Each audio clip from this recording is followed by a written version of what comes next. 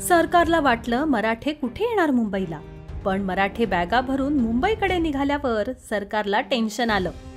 मार्गात कितीही अडचणी आल्या तरी मुंबईला जाणारच आणि आरक्षण मिळाल्याशिवाय माघारी येणार नाही, असे मराठा नेते मनोज जरांगे पाटील यांनी सणसवाडीत सांगितलं. मराठा आरक्षणासाठी मुंबईकडे निघालेले मनोज जरांगे पाटील यांचे पुणे जिल्ह्यात ठिकठिकाणी मोठ्या उत्साहात फुले उधळून स्वागत करण्यात आलं. नगरहून निघालेला मोर्चा मंगळवारी रांजण गावात आल्यावर गणपतीचं दर्शन घेऊन ते पुढे निघाले.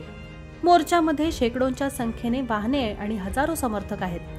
शिक्रापूरमध्ये आल्यावर नागरिकांनी ढोल ताशाच्या निनादात आणि पुष्प उधळून त्यांचं स्वागत केलं. त्यानंतर रात्री 9:30च्या सुमारास जरांगे पाटील यांचा ताफा सणसवाडीत पोहोचला.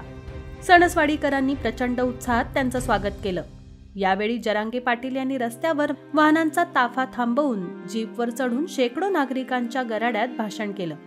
त्यानंतर रात्री 10च्या सुमारास मनोज जरांगे पाटील यांनी वडू बुद्रुक येथे जाऊन छत्रपती संभाजी महाराजांच्या समाधीस्थळाचं दर्शन घेतलं.